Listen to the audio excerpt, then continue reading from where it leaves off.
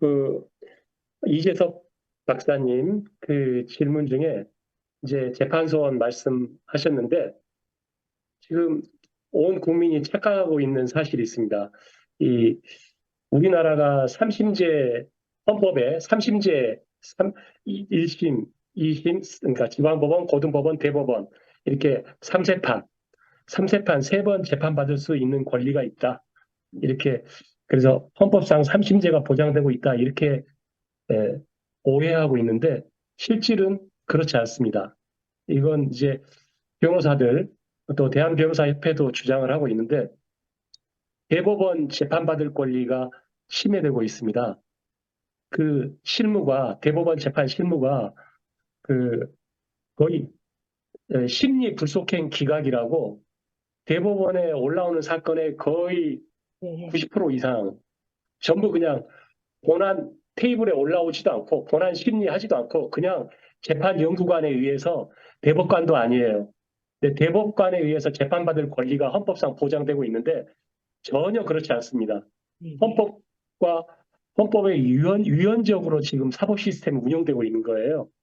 그렇죠. 그래서 거의 대법관 테이블에 책상 위에 올라오지도 않고 그 전에 대법관 밑에 있는 재판 연구관들이 다 연구해가지고 이 사건은 이건 심리 불속행, 심리할 필요도 없다 해서 불속행 기각시켜 버려요. 그러니까 이거 개정이 가장 급선무거든요. 이게 이제 상고심 절차 특례법이라고 있어요. 법률로. 네. 상고심 절차 특례법. 여기에는 그렇게 심리하지 않고 4개월 이내에 대법원이 심리하지 않으면 그냥 변론 없이 심리 불속행 기각할 수 있다. 이런 법이 아주 악법이죠, 악법.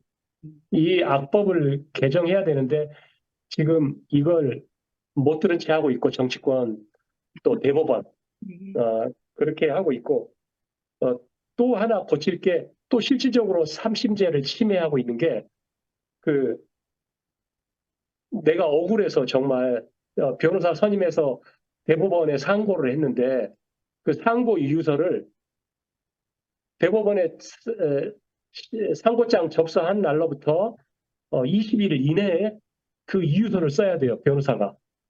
그러니까 변호사 선임하랴 누구를 선임하지 고민하고 막 이렇게 한 물리적 시간이 부족한 거죠. 이게 20일 이내가 너무 짧다.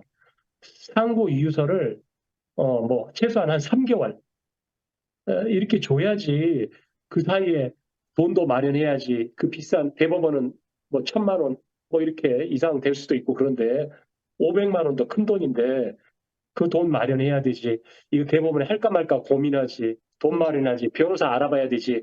변호사는 또 그걸 1심부터 2심까지 수천 페이지 기록을 봐야지. 이게 물리적으로 거의 어렵거든요. 네. 그래서 그 두 가지 그게 상고심 절차 특례법을 개정하고 그 민사소송법 내 네. 상고 이유서에 관한 규정 20일 이내에 상고 이유서를 써야 된다. 이 법을 개정하면 되는 거거든요. 네. 그래서 이 우리나라는 재판소원을 인정하면 헌법의 위반이다. 왜냐하면 실질적으로 사심죄가 되기 때문에 이건 헌법 위반이다. 이 주장은 이 사법 시스템 운용 실무를 전혀 모르는 주장이에요. 우리나라는 삼심제 국가가 아닙니다. 예. 실제. 예. 감사합니다. 예. 그리고 그 영국의 유명한 사상가 법원이 있는데 절대 권력은 절대 부패한다. 이 말이 맞거든요. 그래서 사법부 권력도 판사가 1인 원인 재판하듯이 혼자 결정하면 거기에 대해 다툴 수가 없는데 판사 권력도 분할해야 되고 검찰 권력도 기소청으로만 하고 검찰총장이 아니라 검찰청장으로 법무부 산하의 외청으로 만들어야 되고 다른 나라처럼 기소 독점이 아니라 사인소추 최자영 교수님 오늘 말씀 중요한 말씀이신데 사인소추주의 검사만 기소할 수가 있는 게 아니라 일반 시민도 상식에 따라서 사인소추할 수 있고 또 기소 여부도 결정할 수 있고 이 배심제처럼 배심제 판결에만 배심제가 아니라 지금도 일부 이제 그런 비슷한 모습을 하고 있는데 기소심의위원회, 뭐 수사심의위원회처럼 여기에 시민들이 많이 참여를 해야 되고 이렇게 검찰 민주화, 법원 민주화 이런 제도 개선할 게 어마어마한데 민주당 5년 180석 가지고 아무것도 안 한 거죠. 직무유기죠. 직무유기. 네, 예, 감사합니다. 180석을 줬는데 이상입니다. 네, 예. 그래서 양승훈 변호사님이 지난번에 지금 잠깐만, 덧붙여 말씀드리면 네, 얼마 잠깐만요. 전에 그 칼 잠깐만, 슈미트 이렇게 예, 제가 말씀드린 대로 좀 말씀드려요. 예.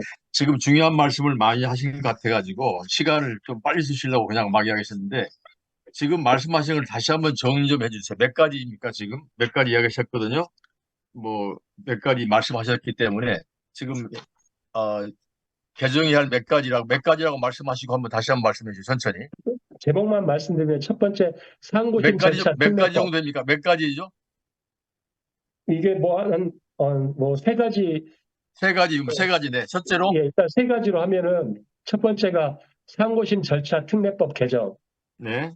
그다음 두 번째 민사소송법 상고심 절차 특례법 개정. 특례법 6조, 네, 상고심 절차 특례법 6조 2항, 네, 네. 그 예, 다음에 그리고 두 번째가 상고이유서, 그게 상고 이유서, 민사소송법 427조, 네네. 아니, 예, 법조문은 그다음에 말씀하지 마시고 그냥 이야기만 하시면 됩니다. 예, 네. 그리고 세 번째가 이제 뭐 어쨌든 검찰 조직, 기소, 기소 검찰청법 독점? 개정해야죠. 예, 네네네. 그, 그, 최소한 지방검사장 직선제, 예, 네. 그리고 이제 사인소, 이런, 그 사인소추지는 음, 그건 좀 먼 얘기고, 이런, 수사심의위원회 활성화, 뭐, 어, 뭐, 배심원제, 뭐, 이런 네. 활성화, 뭐, 이런 거죠. 예. 감사합니다. 감사합니다. 그리고 중요한 거, 헌법재판소장 임명도 대통령이 하고 있는데, 물론 국회 동의를 얻어야 되지만, 헌법 개정 사항인데, 그것도 문제가 있죠. 대법관처럼 헌법재판관 전원을 국회 동의로 그렇게 임명해야지, 뭐, 이게 대통령이 관여하면 안 된다. 뭐, 네. 이런 주장에 네네. 동의합니다. 예. 알겠습니다. 아까 그 판사가 혼자 결정하잖아요. 법정에서 토론이 이루어지건 안 하건 사실 판사가 법정에서 토론을 듣는 것 같지만 듣지 않고 그냥 자기 혼자 머리, 머리를 돌리다가 혼자 딱 결정 내리면 끝나거든요. 그죠? 우리나라 좀 재판을 좀 심하게 말하면 그런 거잖아요. 양승훈 변호사님, 그걸 뭐라고 그래요? 독심제라는 말이 가능합니까? 홀로 독자 독심제? 아니, 자유심증주의, 이제, 네? 뭐, 어, 헌법, 헌법기관이기 때문에, 네. 그러니까 뭐 대법관, 뭐 이런 검사, 이게 헌법기관인데, 어, 그 재판 독립, 뭐, 이라고 아니, 할 수 있고, 제가 드리는 말씀은 비판적인 차원으로 제가 지금 말씀을 드리는 건데, 우리나라 판사 경우는 법정에서 변호사들 이야기를 듣는 것처럼 하지만 사실은 듣지 않고 지 마음대로 결정한다. 아니, 그런 점을 좀 강조하기 위해서 그걸 뭐라고 표현해야 돼요? 판사 독심제라고 하면 됩니까? 그러니까 헌법상 재판 독립이 규정돼 그러니까 있거든요. 그게 보장되어 있는 것인데, 그걸 그래서 뭐라고 예, 이야기, 누구도 여론으로부터 자유, 그다음에 권력으로부터 자유, 일반 뭐 이런 혼자 결정하는 거에 대해서 누구도 네. 간섭할 수가 없죠. 예. 그러니까 그게 잘못됐다는 이야기를 좀 제가 지적하고 싶어요. 제가 드리는 말씀은 우리나라에 법정 토론이 없다 그런 차원으로 좀 말씀드리거든요. 사실은 법정에서 토론이 이루어지는 것 같지만 지금 말씀하신 차원으로 접근하자면 법정 토론 안 듣는 거죠. 판사가 자기 혼자 결정하는 거지. 듣는 척 그게 하지만. 맞습니다. 물론 민사소송법상 이게 이제 구두 네, 변론주의가 있지만 재판관 수가 부족한 거예요. 대법관 수도 네, 부족하고 재판관 네. 수도 부족하고. 예. 알겠습니다. 네. 하여튼 뭐 판사 지 맘대로 한다. 좀 속된 말로 하면 그렇게 말할 수 있다는 취지로 제가 좀 이렇게 확대 해석을 했는데요. 감사합니다. 지금 시간이 좀 지나고 있는데요. 좀 더 이야기를 좀 들으면 참 오늘 재밌겠고요. 라파엘레님이 계속해서 이렇게 채팅을 주시는데, 라파엘레님이 앞으로는 이렇게 채팅으로 주시면 말씀 안 드리고 직접 본인이 읽으시거나 말씀하셔야 됩니다. 그죠? 저는 소통과 토론 문화를 중요시하기 때문에 사실 이렇게 글로 올라오는 이야기를 별로 저는 채팅 토론을 좀 좋아하는 편은 아닌데요. 죄송합니다. 라파엘라님 다음부터는 직접 말씀을 주시면 좋겠다는 말씀을 드리고 라파엘라님 직접 한번 읽어주실래요? 라파엘라님 읽기 곤란하신 상황인가요? 이용규 시장님 한번 읽어주실래요? 라파엘라님 쓰신 거? 네.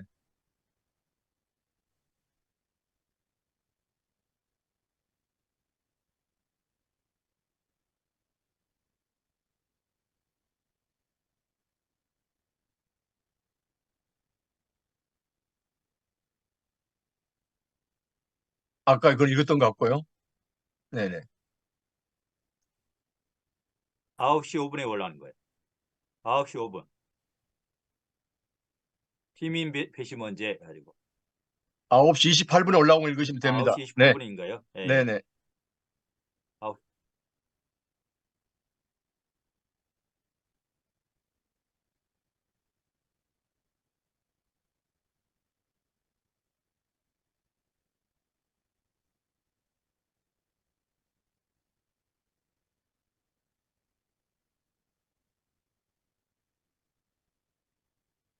네, 읽어주시죠. 뭐, 좋습니다. 네.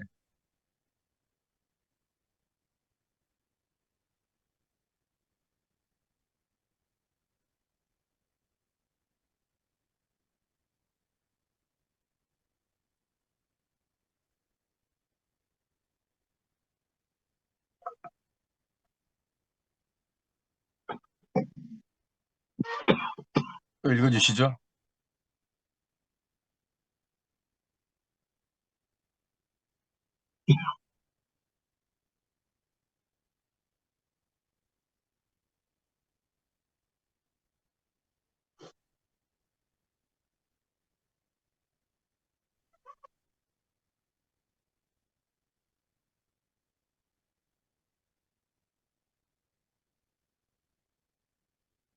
네.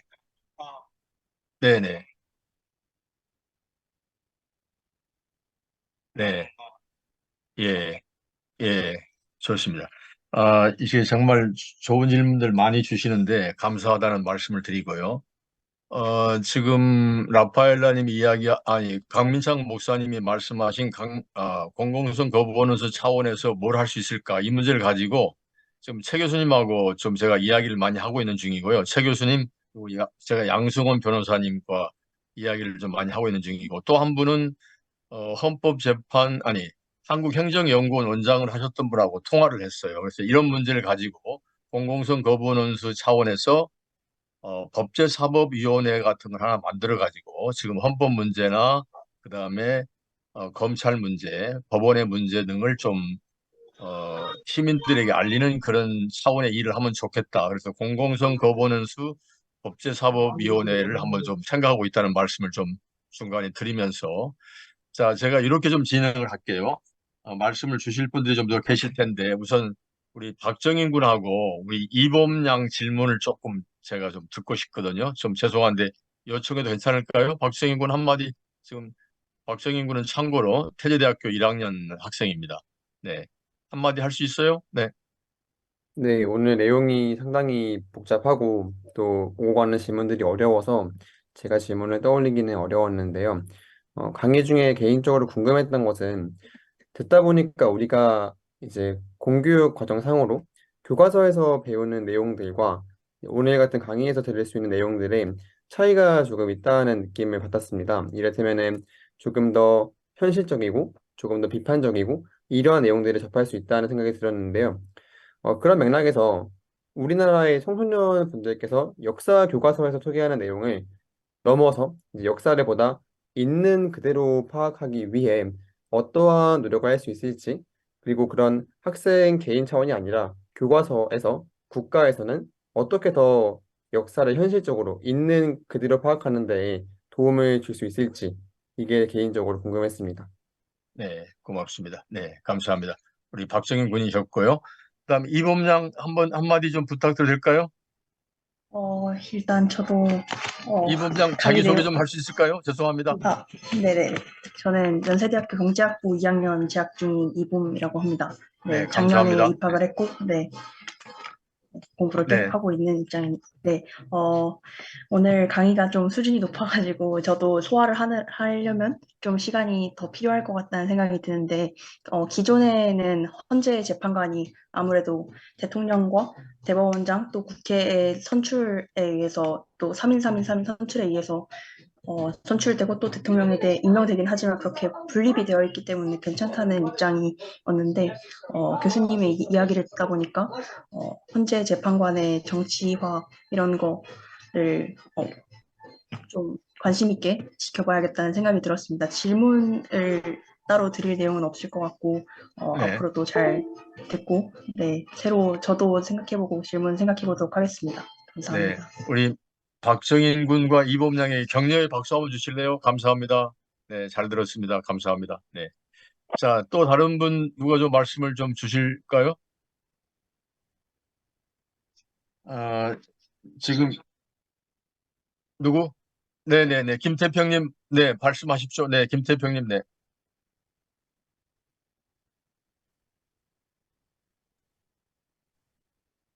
김태평님, 마이크가 안 나옵니다. 볼륨을 많이 키워주세요.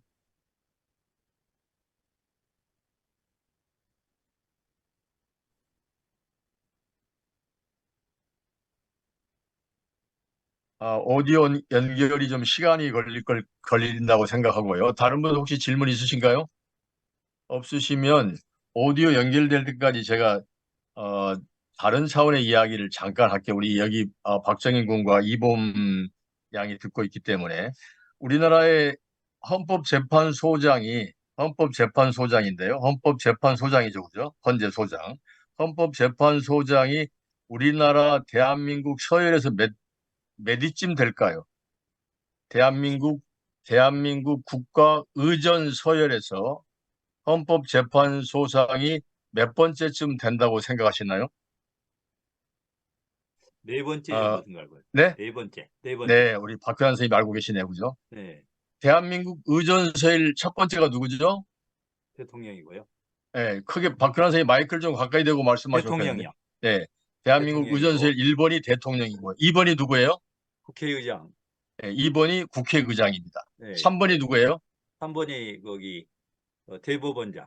네, 3번이 대법원장, 3위가 예, 예. 대법원장, 그 다음에 4위가 헌법재판소. 네, 예, 4위가 헌법재판소장입니다. 예, 예. 그다음에 5위가 누구예요? 5위가 국무총리 정도 알고 있습니다.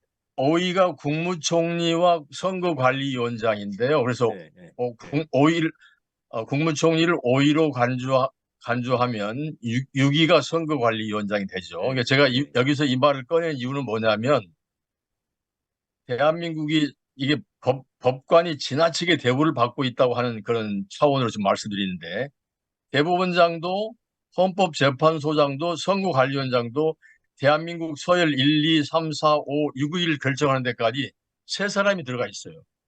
그죠? 대법원장, 헌법재판소장, 선거관리위원장이 대한민국 서열 6위까지 해서 세 사람이 들어가 있다고 하는 측면에서 네. 우리나라의 법조계 인사들이 지나치게 좀 대우를 받고 있는 사회다. 편중돼 뭐 있어요. 이런 이야기를 한번 예, 드리기 위해서 말씀을 좀 꺼내봤습니다. 네, 감사하고요. 예. 김태평님 오디오 연결됐나요? 김태평님 오디오 연결이 안 되는 것 같은데요. 네, 연결 안 되고 있어요.